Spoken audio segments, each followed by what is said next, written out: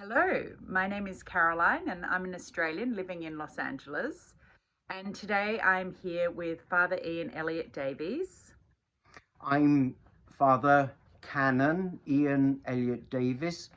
I'm the rector of St. Thomas the Apostle Church in Hollywood, also the area dean of the Incarnation, with 10 churches on the west side of Los Angeles. And the purpose of today's video is because Father has been instrumental in helping me deal with the grief of the death of a very significant loved one.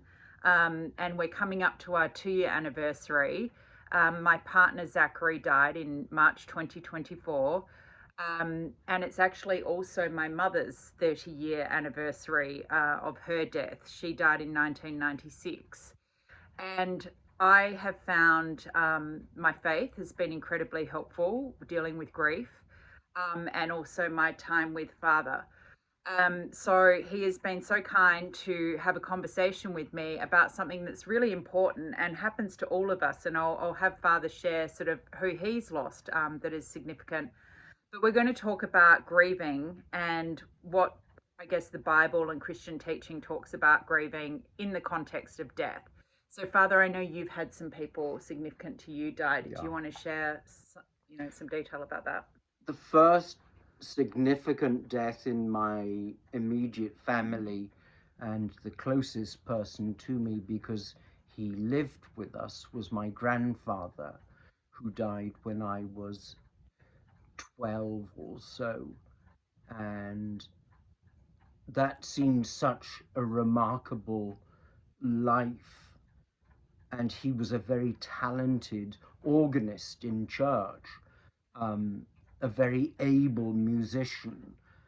And the loss of him and the idea that that was just the end, that there was no more left, um, struck me as being just inhuman and against all my instincts, which told me he must live on. There must be some further life that he participates in, albeit an unknown um, sphere of existence. And then in my parish, when I was ordained, one of my colleagues who was a priest died very suddenly one night, and I had to deal with the fallout with his family who were living in the clergy house and his friends, and obviously my own grief as well at having lost um, a colleague. And then 10 years or so, my brother died at the age of 42. And that was a shock. Um, but I thought I was okay. I said, Ian, you are a priest, you have professionally dealt with death all your working life. You'll be okay. And I was okay for about 6 months. And then it hit me when I saw the impact on my parents and the grief, the the bitter grief and lament that they experienced and still experience each day. It doesn't get better. It doesn't recede. Time may be a factor, but the grief and the lament sustain us, I, keep us going. I think it's also interesting that um, when Zach died, I had the response of, I've been here before. Mm, I know what's coming. I know that I'll get through it because of the fact that it happened to my mother, and ironically, it is very helpful to have lost someone else before, you know, Right. because you've kind of been down that road. Yeah. But I also think that, um, you know, I pine more for Zachary than I do for my mother. And I was talking to a friend about this last night, and I think it's actually a case of the fact that mum died 30 years ago. Like Mm-hmm. the time has changed some of that to the point that the newer death Mm-hmm. is more on my, you know, on my mind when I'm grieving. Right. How old were you when your mum died? Well, I was, yeah, I mean, I was 21. Oh. Yeah, so very Oh. young. And I mean, both deaths, and this I think is so interesting, like because it's a life condition. Like we all lose people, but Yeah. both deaths completely unrailed me, you know. Yeah.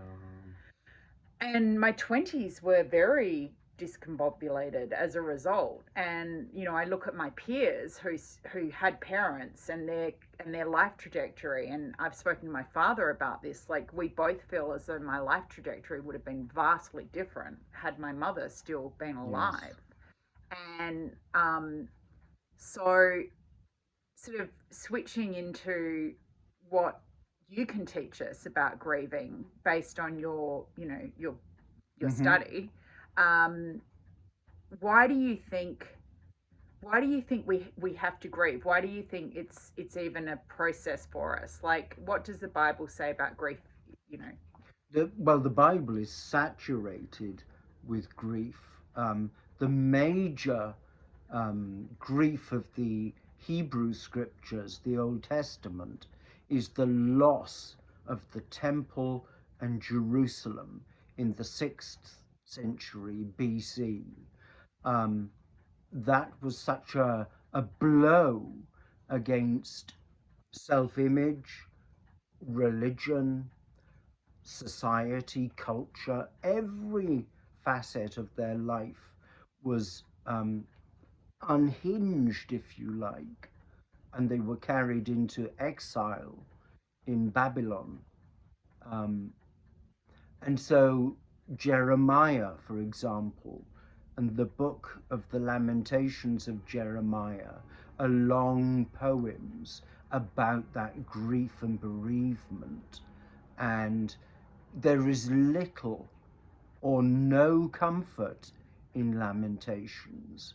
The Jews mourn, and in their mourning they pray. They still pray, even though there is little or no comfort.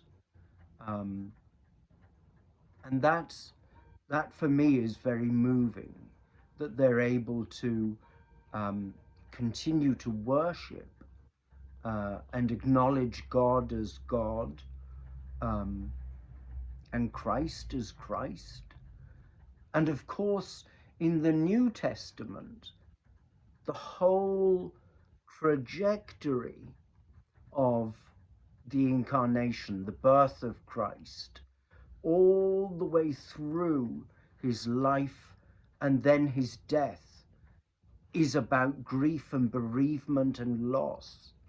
And in St. John's Gospel, in the 11th chapter, there's that tremendous account and narrative of the raising of Lazarus, where it says Jesus loved Mary, Martha, and Lazarus, 3 of his closest friends who lived at Bethany. And Lazarus died, and the sisters are in profound mourning, and Jesus comes to them. And it's the shortest verse in the Bible. Jesus wept. But the power of that, because he raises Lazarus from the dead after he has said, I am the resurrection and the life. He who believes in me, though he die, yet shall he live. And he says that before he has raised Lazarus. Not I will be the resurrection and the life. Not I was the resurrection and the life, but I am the resurrection and the life. And then standing at the tomb, it says that he was troubled in spirit. The Greek word that translates as troubled in spirit is not a gentle word. It's not a nicely contained, clean word. It's a powerful, incredibly strong emphasis that Jesus truly felt the loss and grief of the death of Lazarus. I've been writing a sermon, and one of the lines in my sermon says, "And the Son of God does not stand back and study the wreckage." And every death is a wreckage. It profoundly influences those who are closest, but it affects whole communities and cultures. And we lived through some of that with COVID, but each of us live with our own mortality and realizing, well, for instance, some people have parents who are going through dementia, which is a death in a very slow, drawn out process. So yeah. So in terms of the examples that you gave, like, is there anything where we've seen that there is, you know, the part about that they went through grief, but what's the reprieve? Like, are there any words of comfort that you can sort of draw on, or any passages related to dealing with suffering, or why this can help you evolve, anything like that? Right. Well, the book of Job in the Hebrew scriptures, which is the oldest of the Old Testament written records, discusses in great detail and goes into great detail about the suffering of the good and the prosperity of the wicked. And those two seemingly contradictory, at least for the faithful believer, you might believe that God rewards those who are good and punishes those who are wicked. But the moral universe is not like the universe of cause and effect in physics or chemistry. The moral universe works differently, and the good suffer, and the wicked, the unrighteous, prosper. And that's an inversion of what we imagine it should be. But Job rehearses his whole lament, and his friends try and comfort him. His wife tells him to curse God, to curse the day of his birth. And Job himself really struggles and wrestles and agonizes with what he has done. And Job is a righteous man. But at the end of the book, Job is able to say, "I know that my Redeemer liveth, and that he shall stand upon the earth at the latter day, whom my eyes shall see, and not another." So he clings to his faith, and I think it's his faith in many ways, is the only thing that keeps him going. Mm. Um, yeah. Yeah, I often feel for those who don't carry faith and have to go through grief, because it's been so helpful for my own process. Hmm. Um, so, in relation to when you were grieving, what Mm. what sort of things did you find helped in that process? Helped you? It's easier to think of the things that didn't help. Right. Yeah. The kind of trite comfort that some people try to offer. Mm. Oh, time is a great healer. Um, the further away you are from bereavement, the easier it will become. All of those were terribly unhelpful. Mm. And the idea that we should look to God um, and kind of look upwards all the time is not helpful in grieving or lament. There is an appropriate time to look into the grave, to look into the face of death and realize the harsh reality of our own mortality. And faith does not have to mean faith in God. We can have faith in our culture, in our Yeah, and in society, community. in community, Mm. in our families, Mm. our loved ones, our partners. Yeah, I think I think for me, you know, keeping them alive through conversation and connecting with people who knew these people, and when you do connect with those people, to feel available to talk about them, because I think that, like to your point about what you've found not helpful, I've come across instances where, people have kind of brought it to my attention that maybe I shouldn't be talking about my dead boyfriend, or, and I think that that's understandable when people haven't met that person.